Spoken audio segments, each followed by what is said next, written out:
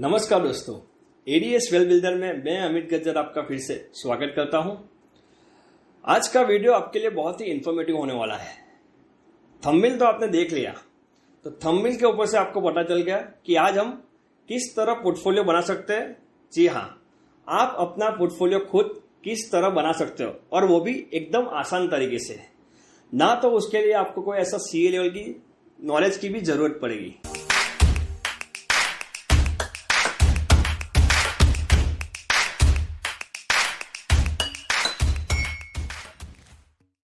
तो चलिए देखते हैं कि आप अपना पोर्टफोलियो खुद कैसे बना सकते हैं। लेकिन शुरुआत करने से पहले आपको कुछ बेसिक चीजों के बारे में जानना जरूरी है, जैसे कि मार्केट कैपिटलाइजेशन। ये मार्केट कैपिटलाइजेशन होता क्या है और उसे जानना क्यों जरूरी है। मार्केट कैपिटलाइजेशन यानी कि उसके बेसिस के ऊपर हम कोई भी कंपनी की वैल्यूएशन फाइंड आउट कर सकते हैं। जैसे कि कोई कंपनी ले लो, हम ले लेते हैं वेदांता। वेदांता की वैल्यूएशन है 1,14,000 करोड़, और एक कंपनी एमआरएफ की वैल्यूएशन है 37,000 करोड़।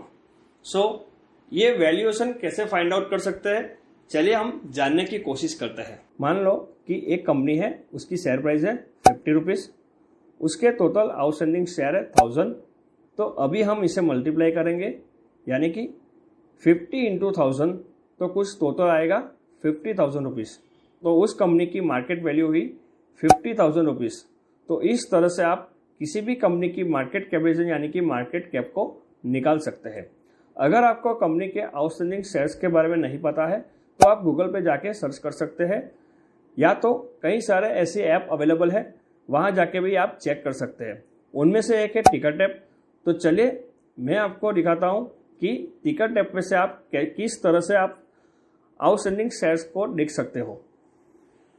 तो गूगल पे जाने के बाद आपको यहाँ पे टाइप करना है टिकट ऐप। टिकट ऐप के ऊपर आपको यहाँ पे क्लिक करना है। तो कुछ इस तरह आपके सामने विंडो ओपन होके आएगा। यहाँ पे आपको सिंपल अपना जीमेल अकाउंट से यहाँ पे आपको लॉगिन कर देना है। लॉगिन करने के बाद यहाँ पे आपको सर्च विंडो में लिखना है कोई भी एक कंपनी का नाम, जैसे कि हम टाइप करते हैं वेदांता। उसके ऊपर क्लिक करेंगे तो यहाँ पे आपको वेदांता के बारे में पूरी इन्फॉर्मेशन आ जाएगी। सो यहाँ पे आप वेदांता की मार्केट कैप को देख सकते हो, जैसे कि यहाँ पे लिखा हुआ है 1,03,319 करोड़। तो यहाँ पे कैलकुलेट करके यहाँ पे आपको शो करता है, लेकिन हमें खुद फाइंड आउट करना है। तो सबसे पहले हमें देखना पड़ेगा कितने आउटस्टैंडिंग शेयर्स अवेलेबल है। तो फिनेंशियल्स में जाके यहाँ पे आपको इनकम, बैलेंस शीट और कैश फ्लो दिख रहा है। तो यहाँ पे सिंपल हमको बैलेंस शीट के ऊपर क्लिक करना है। उसके ऊपर क्लिक करने के बाद स्क्रॉल डाउन करके नीचे आप देखोगे तो यहाँ पे लिखा है टोटल कॉमन शेयर्स आउटस्टैंडिंग। तो वेदांता के टोटल कॉमन शेयर्स कितने हैं आउटस्टैंडिंग? 372। ये जो फिगर आप देख रहे हो वो आपको करोड़ में दिख रहे हैं, यानी कि यहाँ पे जितने भी डेटा आपको मिलेगा वो करोड़ में आपको रीड करना है।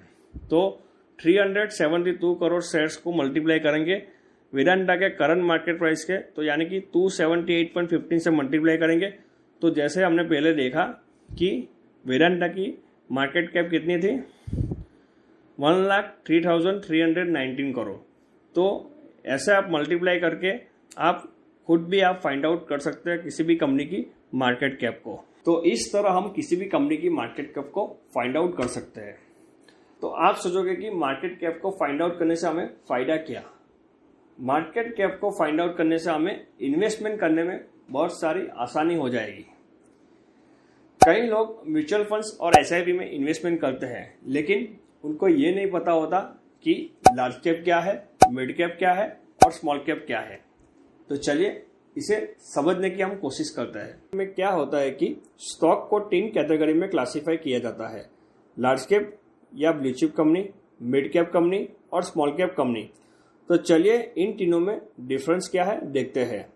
जिस कंपनी की मार्केट कैप 20,000 करोड़ से ज़्यादा हो उसे हम लार्ज कैप या ब्लू चिप कंपनी कहते हैं। आपने कहीं बार सुना भी होगा कि ब्लू चिप कंपनी में इन्वेस्ट कर दो, उसका मतलब लार्ज कैप कंपनी। अभी मिड कैप कंपनी किसे कहते हैं?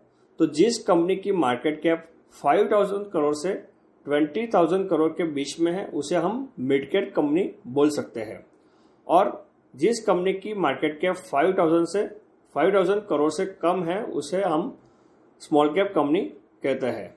इन 3 कैटेगरी को हम दूसरे क्राइटेरिया से भी क्लासीफाई कर सकते हैं, जैसे कि टॉप 100 कंपनी को हम ब्लू चिप कंपनी कह सकते हैं, 101 से लेके 250 कंपनी को हम मिड कैप कंपनी कह सकते हैं, और 250 से ऊपर जितनी भी सारी कंपनी है उसे हम स्मॉल कैप कंपनी बोल सकते हैं।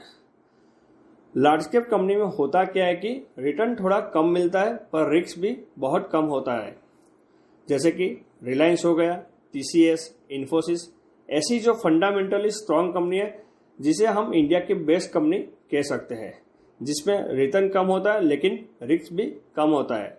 ऐसा क्यों?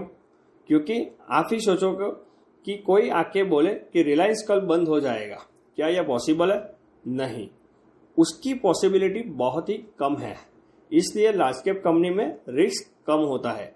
अभी मिड कैप में देखते हैं तो उसमें रिटर्न लार्ज कैप से ज़्यादा होगा और रिस्क भी थोड़ा ज़्यादा होगा, बट स्मॉल कैप से रिस्क थोड़ा कम होगा। तो हम बोल सकते हैं कि इसमें मॉडरेट रिस्क और मॉडरेट रिटर्न होता है। और स्मॉल कैप कंपनी की बात करें तो इसमें रिटर्न हाई होता है लेकिन रिस्क भी उसमें हाई रहता है। तो अगर आप कंजर्वेटिव इन्वेस्टर हो तो आपके लिए लार्ज कैप कंपनी अच्छी है, और अगर आप मॉडरेट रिस्क टेकिंग इन्वेस्टर हो तो मिड कैप कंपनी अच्छी है, और अगर आप एग्रेसिव इन्वेस्टर हो तो आपके लिए स्मॉल कैप कंपनी अच्छी है। तो अभी हमने देखा कि थोड़ा सा एनालिसिस करके हम म्यूचुअल फंड और एसआईपी में किस तरह इन्वेस्टमेंट कर सकते हैं। तो ये तो बात हुई म्यूचुअल फंड और एसआईपी की, लेकिन अगर हमें स्टॉक्स में सेक्टर वाइज इन्वेस्टमेंट करना है तो हम किस तरह कर सकते हैं, चलिए हम इसे देखते हैं। तो इसके लिए हमें फोकस करना पड़ेगा निफ्टी 50 के ऊपर। अगर आपको निफ्टी 50 के बारे में नहीं पता है तो आई बटन के ऊपर लिंक दिया है, वहां जाके आप उस वीडियो को देख सकते हो। निफ्टी 50 यानी कि आप बोल सकते हो कि स्टॉक मार्केट में जितनी भी कंपनी लिस्टेड है उनमें से टॉप 50 यानी कि सबसे बेस्ट कंपनी। तो हम इस निफ्टी 50 की कंपनी का प्रॉपरली एनालिसिस करें तो आपका एक सेफ पोर्टफोलियो बन सकता है और आगे जाके आप लॉन्ग टर्म में अच्छा रिटर्न गेन कर सकते हो। अभी थोड़ा एनालिसिस को समझते हैं। यहाँ निफ्टी 50 यानी हम उसे 100% से कंपेयर करते हैं। तो हमने 100% से कंपेयर क्यों किया, उसको हम एक एग्जाम्पल से समझते हैं। जैसे हम स्कूल में एग्जाम देने जाते हैं तो टोटल मार्क्स होते हैं 1000, उसमें से 10 सब्जेक्ट होते हैं मैथ्स, साइंस, हिस्ट्री वगैरह वगैरह। तो इसका मतलब एक सब्जेक्ट का मार्क्स हुआ 100।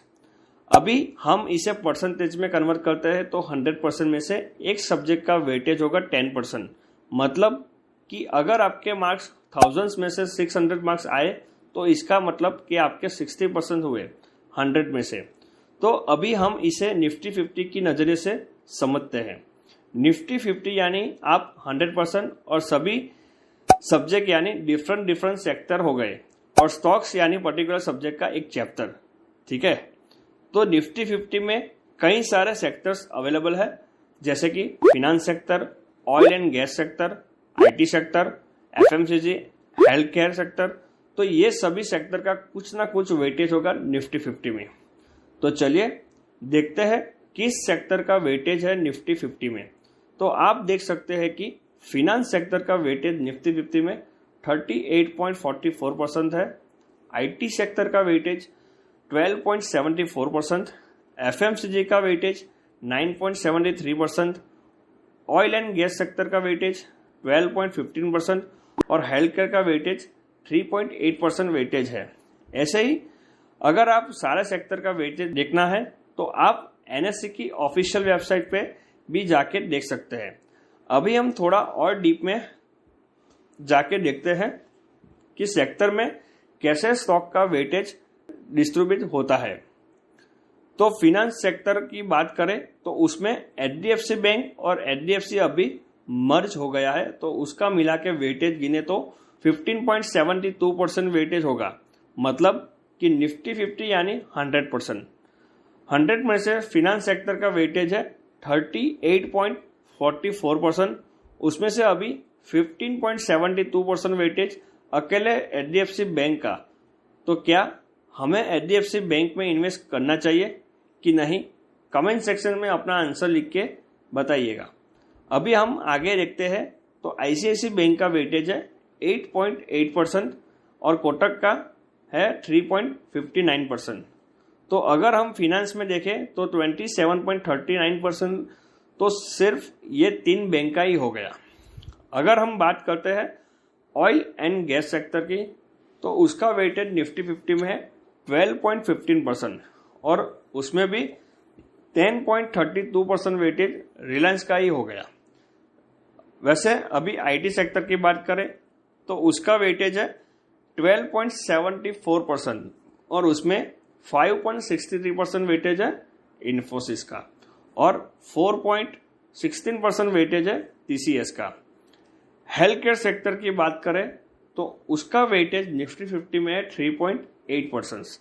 उसमें 1.34% वेटेज सन फार्मा का, 0.76% वेटेज डॉक्टर रेड्डी का और 0.6% सिप्ला का। FMCG में देखें तो उसका वेटेज है 9.73% इन निफ्टी 50 और उसमें से भी ITC का वेटेज है 4.73% और हिंदुस्तान यूनिलीवर का है 2.77%। तो अगर हम ये सारे स्टॉक्स का टोटल करें तो निफ्टी का 60 to 70% वेटेज यहीं से आ जाता है। मतलब कि अगर निफ्टी 50 को मूव करना है तो ये सारे स्टॉक्स को मूव करना ज़रूरी है। और हमें पता है कि इंडिया एक ग्रोइंग कंट्री है, तो इसका मतलब निफ्टी 50 अभी ग्रो कर रहा है और इसका मतलब कि जो 60 to 70% वाले स्टॉक्स है वो भी ग्रो कर रहे हैं। तो इस तरह आप अपना पोर्टफोलियो खुद से बना सकते हो। उसके लिए ना तो आपको कोई ज़्यादा फीस पे करने की ज़रूरत है, ना तो कोई कॉल प्रोवाइडर की ज़रूरत है और ना तो आपको कोई CA लेवल का नॉलेज की ज़रूरत है। तो आप ही सोचिए, पैसों के बिना क्या आपको चलने वाला है? नहीं। खाए पिए बिना कोई रह सकता है? नहीं। खाने पीने के बाद कभी आपकी हेल्थ अच्छी, कभी आपकी हेल्थ बुरी, यानी मेडिकल और दवाई के बिना भी नहीं चलने वाला है। और दूसरा, टेक्नोलॉजी के बिना भी आप नहीं रह सकते हैं। जैसे कि आप अभी हमारा ये वीडियो आपके मोबाइल फोन से या लैपटॉप से देख रहे हैं, सही ना? तो इसका मतलब फिनांस, हेल्थ केयर, FMCG और IT सेक्टर में आप बिंदास इन्वेस्टमेंट कर सकते हैं।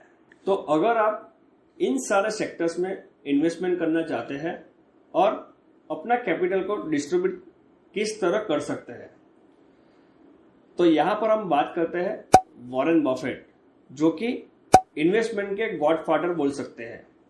जी हाँ, वॉरेन बफेट सर जी, जिन्होंने इन्वेस्टमेंट के दम के ऊपर दुनिया के रिचेस्ट पर्सन के लिस्ट में उन्होंने अपना नाम को शामिल किया है। उनके कई सारे ऐसे कोट्स हैं जो कि मुझे बहुत पसंद है। उनमें से मुझे उनका एक कोट्स याद आ रहा है, never put all eggs in one basket. अगर आप एक ही टोकरी में सारे अंडे रखोगे और गलती से वो टोकरी गिर गई तो सारे अंडे टूट जाएंगे और खाने के लायक नहीं रहेंगे और आप भूखे रह जाएंगे। उसी तरह अगर आपने रातों रात करोड़पति बनने की लालच में बिना कोई नॉलेज या तो किसी के कहने पर आपने कोई एक सेक्टर में अपना कैपिटल को टोटली इन्वेस्ट कर दिया, कल जाके कोई भी न्यूज़ या किसी भी वजह से उस सेक्टर डाउन चला गया तो आपका पोर्टफोलियो भी डाउन जाएगा और आपका पैसा भी डूब सकता है। उसकी जगह पर आप 10 अंडे को दो करके अलग अलग 5 टोकरी में रखोगे और गलती से एक टोकरी गिर भी गई तो आपके लिए 8 अंडे अभी बचे रहेंगे। तो उसी तरह आप अपना पोर्टफोलियो अलग अलग सेक्टर में डाइवर्सिफाई करोगे और जैसे हमने आगे वीडियो में समझाया कि किस तरह हम स्टॉक्स को पिक कर सकते हैं, उस तरह अगर आप इन्वेस्टमेंट करोगे तो आपका एक सेफ और अच्छा रिटर्न देने वाला पोर्टफोलियो बन सकता है। तो अगर आपके पास 1 लाख रुपीस है तो आप क्या कर सकते हो कि उसमें से 20% आप फिनेंस सेक्टर में अलॉट कर सकते हो, 20% आप FMCG में अलॉट कर सकते हो, 20% आप हेल्थ केयर में अलॉट कर सकते हो और 20% ऑयल एंड गैस सेक्टर या IT सेक्टर में अलॉट कर सकते हो। It's upon your choice. तो यहाँ हमारा 80% फंड अलॉटमेंट जो कि बिल्कुल सेफ है, क्योंकि हम यहाँ सिर्फ लार्ज कैप यानी ब्लू चिप कंपनी में इन्वेस्ट करेंगे और अभी बाकी 20% आप रिस्क लेके मिड कैप या स्मॉल कैप कंपनी में भी इन्वेस्टमेंट कर सकते हैं। बट मिड कैप और स्मॉल कैप कंपनी का रिस्क ज़्यादा होता है as compare to large cap. Mid cap और स्मॉल कैप में फंडामेंटल एनालिसिस करके कुछ हद तक हम रिस्क को कम कर सकते हैं। वो कैसे, उसके बारे में हम आपको सिखाएंगे। लेकिन उसके लिए इस वीडियो को ज़्यादा से ज़्यादा प्यार दीजिए, चैनल को सब्सक्राइब कीजिए और अपने दोस्तों और फैमिली मेंबर्स को शेयर कर दो जो लोग स्टॉक मार्केट में इन्वेस्टमेंट करते हैं या करना चाहते हैं। तो मिलते हैं अगले वीडियो में, तब तक के लिए हैप्पी रहे, हेल्दी एंड वेल्दी तो हम कर ही देंगे। धन्यवाद।